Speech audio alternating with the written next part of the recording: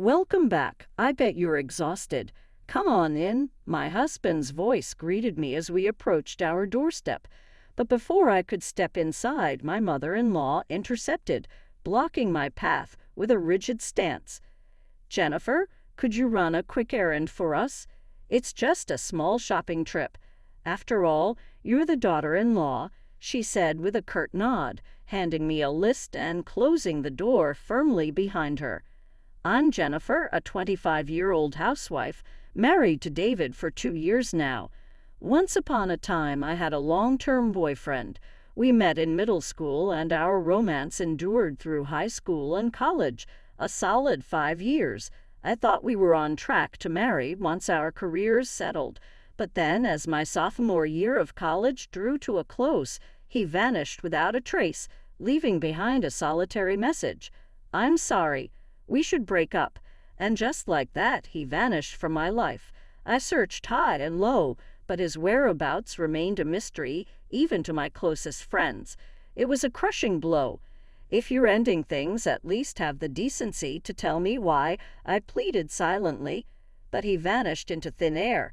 After 5 solid years together, acceptance seemed impossible and moving on felt like an insurmountable task. I wished he had just ripped the bandage off brutally rather than leaving me hanging in limbo. Throughout the remainder of my college years, I spiraled into a cycle of self-destruction. Week after week, I drowned my sorrows in parties, earning a reputation for offering indiscriminate hugs to every guy in sight. Yet by some stroke of luck, I never allowed things to escalate further. Perhaps it was his lingering influence that restrained me, preventing me from veering into darker territory. My longtime friends couldn't bear witnessing my downward spiral any longer. With the best intentions, they began to introduce me to eligible suitors, hoping a new romance might anchor me. Each introduction brought forth quiet, steady men, but I recoiled from their advances, paralyzed by the fear of abandonment. Still, I forced myself to honor my commitments to my friends. And then, amidst the haze of doubt and fear, I encountered someone who ignited a glimmer of hope within me. David, older and with a steadfast determination, he possessed a clarity of purpose that resonated deeply with me. I'm focused on building my career, and I seek a partner who will stand by me at home, he declared with unwavering certainty. His words resonated deeply within me, stirring memories of the dreams I once shared with my ex. Yes, marriage had always been a part of our plan from the outset of our relationship. We both envisioned a future together. After graduating from college, I dedicated a year to gaining valuable work experience, a period of growth that I found enriching and fulfilling. Yet when the time came to fulfill my promise to David, I willingly set aside my career aspirations to embrace the role of homemaker. Our life together has unfolded with remarkable ease. David has proven to be not only loving but also remarkably considerate, drawing from the independence I cultivated during my time living alone. I seamlessly transitioned into managing our household. On those occasions when illness or fatigue set in, David readily assumed responsibility for the chores without hesitation. While David's career may not be glamorous, his unwavering dedication to his work is admirable. Our life together may lack the extravagance of some, but I find profound contentment in the simplicity of our marriage. Approaching our second Christmas together, my mother-in-law's call sent a shiver down my spine.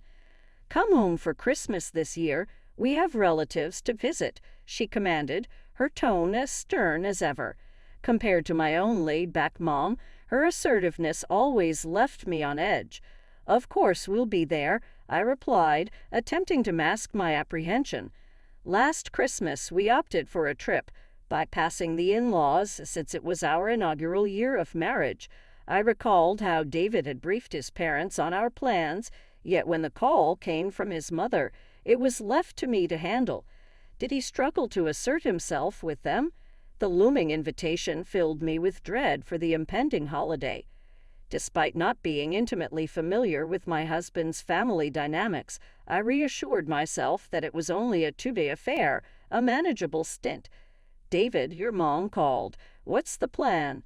I asked, a touch of anxiety creeping into my voice. "She wants us both to come home for Christmas. There are relatives to visit, too.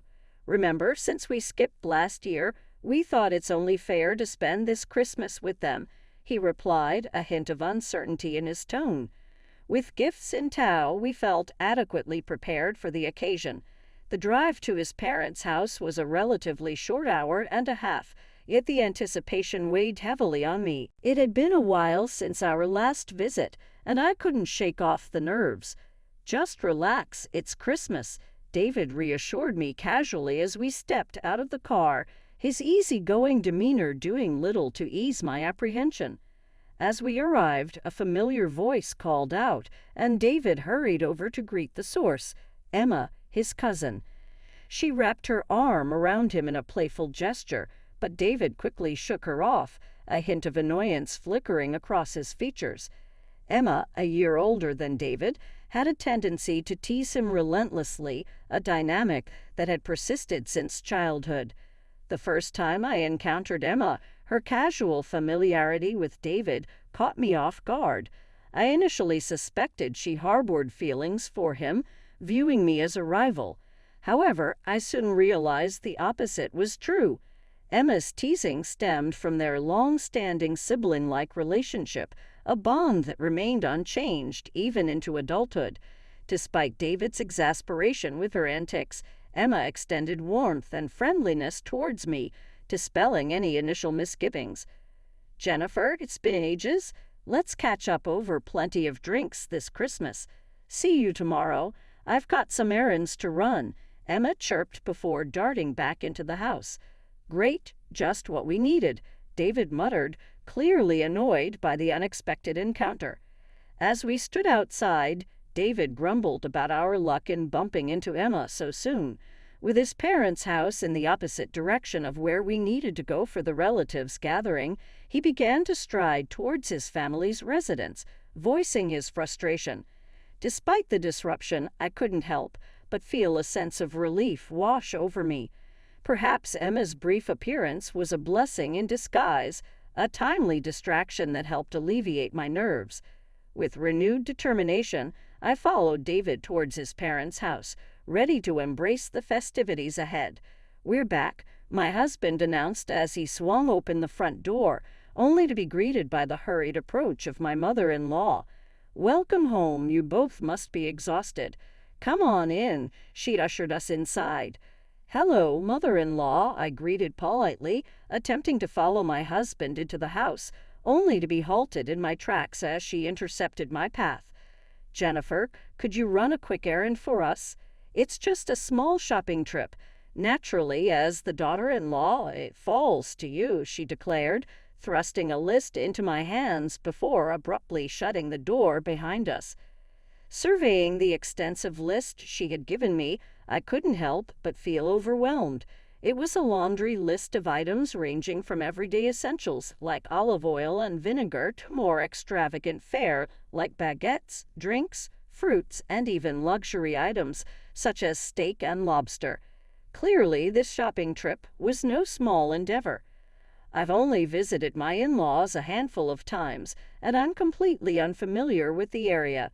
This is quite a hefty list, isn't it? How am I expected to manage carrying all of this on my own? And what about the expenses? It's utterly unreasonable to assume I'll foot the bill for everything, I muttered to myself, feeling a wave of frustration wash over me. "Hey, David, aren't you going to help out?" I called out, standing bewildered outside and awaiting his assistance. Yet, to my dismay, all I heard was laughter emanating from within the house. "Ah, I see how it is. I'm being disregarded," I muttered to myself, refusing to be relegated to the role of a mere housekeeper on Christmas.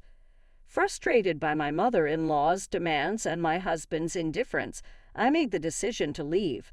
Driving back home in a fit of anger, I was determined to salvage what was left of the holiday. I procured food and drinks for a relaxing Christmas at home. However, as I settled in with a beer, I was startled by an unfamiliar sound emanating from my husband's belongings. Fuming with anger towards my mother-in-law, I stormed off, driving home with my husband's luggage stowed in the car. Among his belongings was his phone, which began incessantly ringing, prompting my curiosity. I had never felt the need to snoop through his phone before, but now I couldn't resist the temptation. Glancing at the caller ID, it was a woman's name.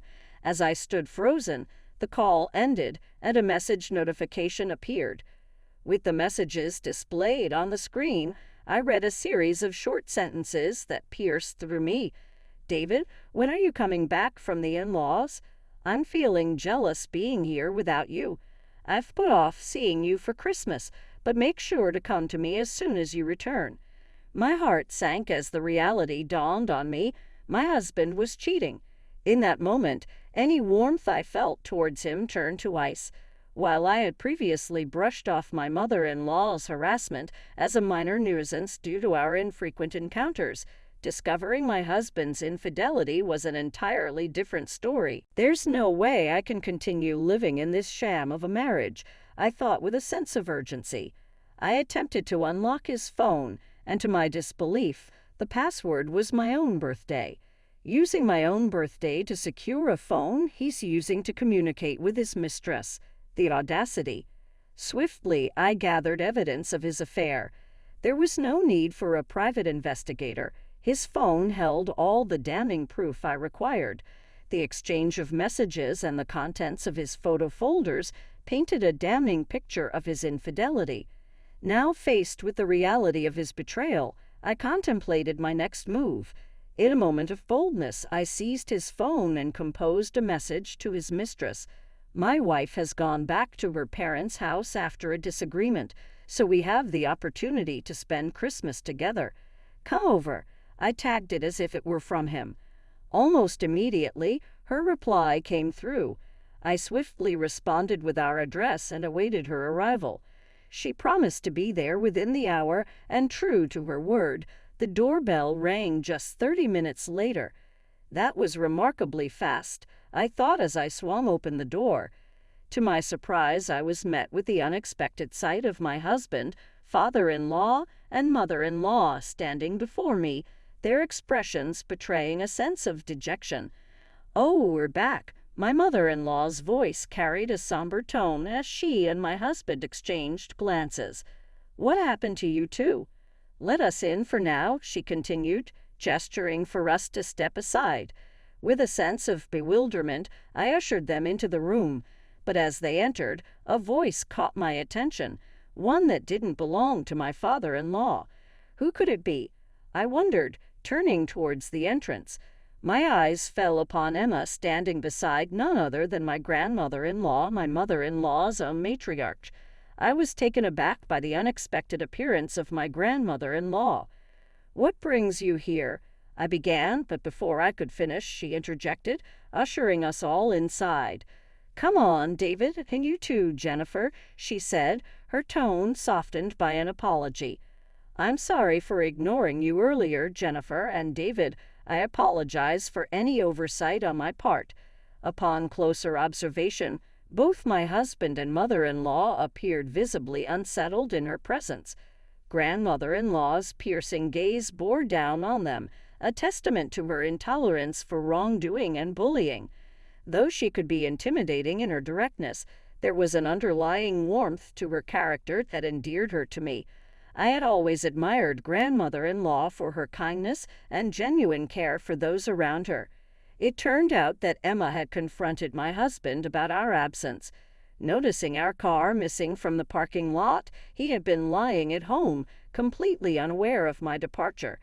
Emma's inquiry enraged her, and she had interrogated him, and in turn, he had shifted the blame onto my mother-in-law. Thus, the truth about the shocking incident came to light. Grandmother-in-law, having been informed of the situation, wasted no time in reprimanding them both, even my father-in-law, who had been busy cleaning the neighborhood. Meanwhile, I had intentionally turned off my phone, rendering myself unreachable. Concerned for my whereabouts, they had hurried home to find me. As we discussed the unfolding events, the doorbell interrupted our conversation once more. Unsurprisingly, it was her standing on the other side. "Emma, could you please answer the door?" I called out. In response, there was a sudden commotion followed by voices in dispute. As I observed, my husband's complexion turned pale, signaling the arrival of an unexpected guest. The tension in the room escalated, and I struggled to suppress a rising sense of amusement. The situation reached its climax as the woman my husband believed he had invited attempted to flee, only to be intercepted by Emma and ushered into the room. A collective gasp echoed through the room as everyone laid eyes on her. I, too, was taken aback, not just by her presence, but by her attire, a flashy headpiece and a fluttering miniskirt resembling that of a maid's uniform. In that moment, the realization dawned on me. Was my husband involved with someone like her? The woman, under the impression that she had been invited by my husband, stood in shock, confronted by a room full of adults. "David, what's happening?" I demanded, my voice tinged with a mix of disbelief and frustration.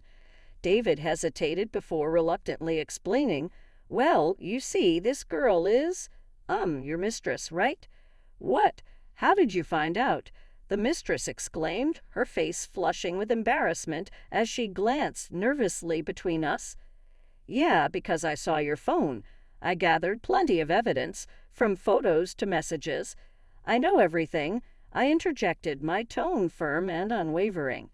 At this revelation, the mistress let out a panicked cry, pleading for help from both David and my mother-in-law. The unexpected plea for assistance from my mother-in-law left me stunned, raising more questions than answers.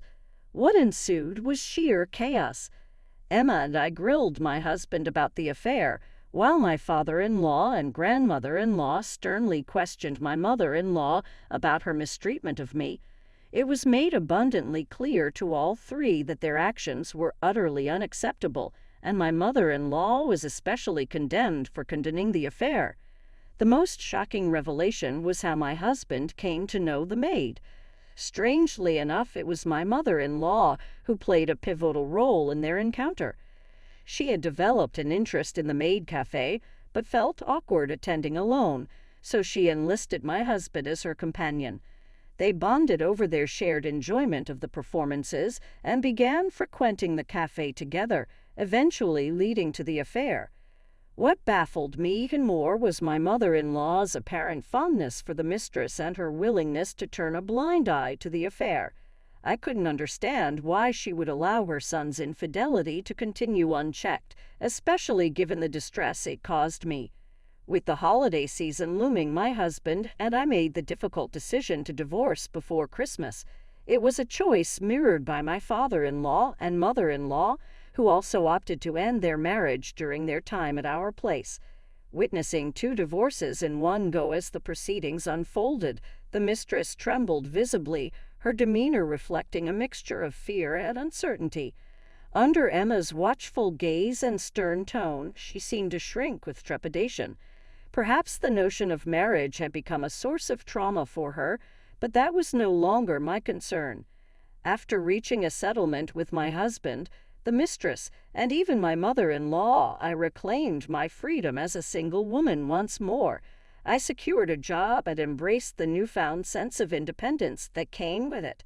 Life was good, and I relished the opportunity to chart my own course forward after the divorce. However, something unexpected occurred in my life. Emma and I had developed a close bond and become drinking buddies. Today, we plan to go bar hopping together. As I made my way to our meeting spot, I noticed someone standing beside Emma. Could that be Emma's boyfriend?